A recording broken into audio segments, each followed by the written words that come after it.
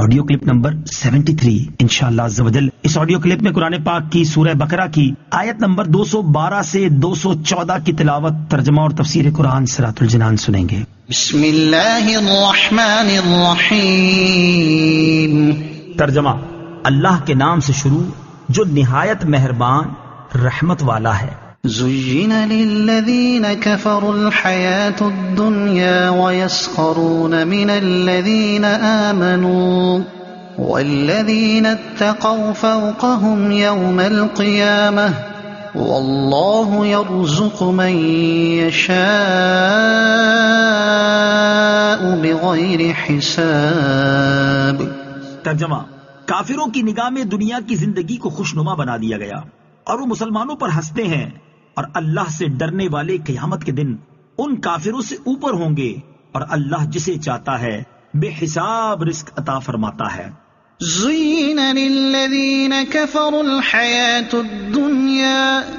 کافروں کی نگاہ میں دنیا کی زندگی کو خوشنما بنا دیا گیا.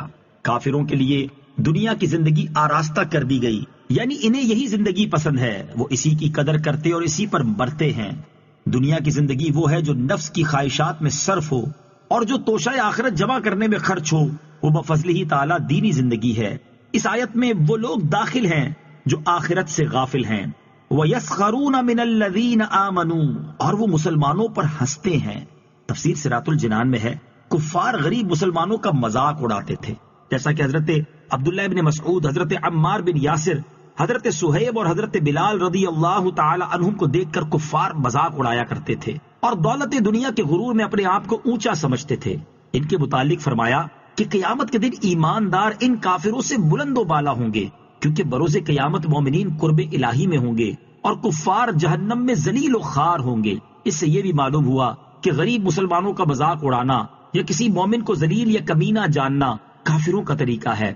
فاسق و کافر اگرچہ مالدار ہو ذلیل ہے، اور مومن اگرچہ غریب ہو کسی بھی قوم سے ہو عزت والا ہے، بشرطے کے متقی ہو.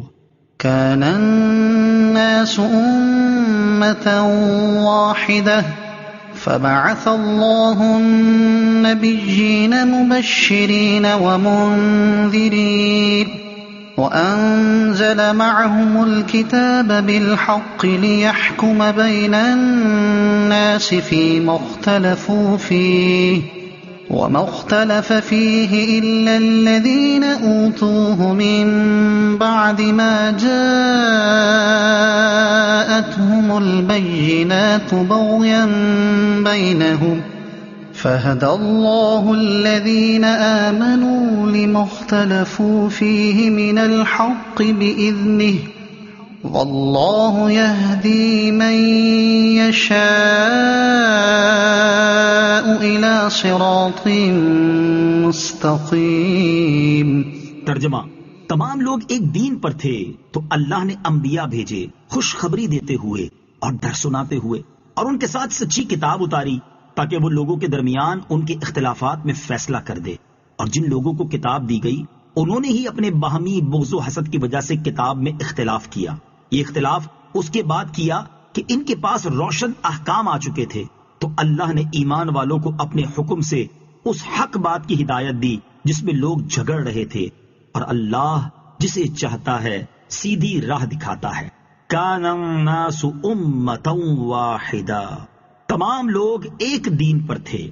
تفسیر صراط الجنان میں ہے حضرت آدم علیہ الصلوۃ والسلام کے زمانے سے حضرت نوح علیہ الصلوۃ والسلام کے عہد تک سب لوگ ایک دین اور ایک شریعت پر تھے. پھر ان میں اختلاف ہوا تو اللہ تعالیٰ نے حضرت نوح علیہ السلام کو مبعوث فرمایا.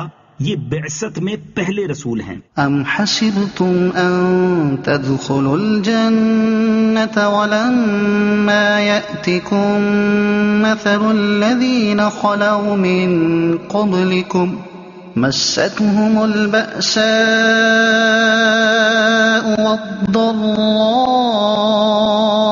والضراء وزلزلوا حتى يقول الرسول والذين آمنوا معه متى نصر الله ألا إن نصر اللہ قریب.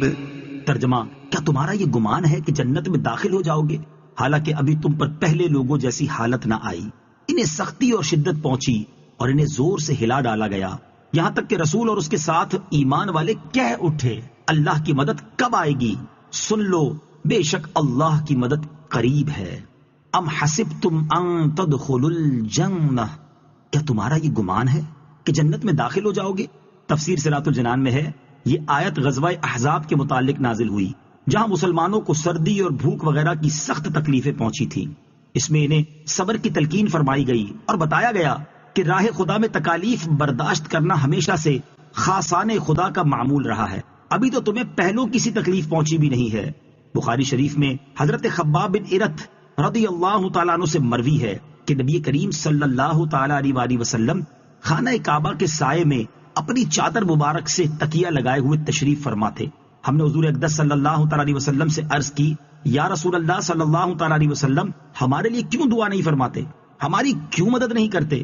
ارشاد فرمایا، تم سے پہلے لوگ گرفتار کیے جاتے تھے، زمین میں گھڑا کھود کر اس میں دبائے جاتے تھے، آرے سے چیر کر 2 ٹکڑے کر ڈالے جاتے تھے اور لوہے کی کنگھیوں سے ان کے گوشت نوچے جاتے تھے، لیکن ان میں سے کوئی مصیبت انہیں ان کے دین سے روک نہ سکتی تھی۔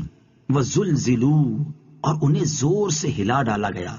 تفسیر صراط الجنان میں ہے سابقہ امتوں کی تکلیف و شدت اس انتہا کو پہنچ گئی کہ فرما بردار مومن بھی مدد طلب کرنے میں جلدی کرنے لگے، اور اللہ کے رسولوں نے بھی اپنی امت کے اصرار پر فریاد کی، حالانکہ رسول بڑے صابر ہوتے ہیں اور ان کے اصحاب بھی، لیکن باوجود ان انتہائی مصیبتوں کے وہ لوگ اپنے دین پر قائم رہے اور کوئی مصیبت ان کے حال کو متغیر نہ کر سکی۔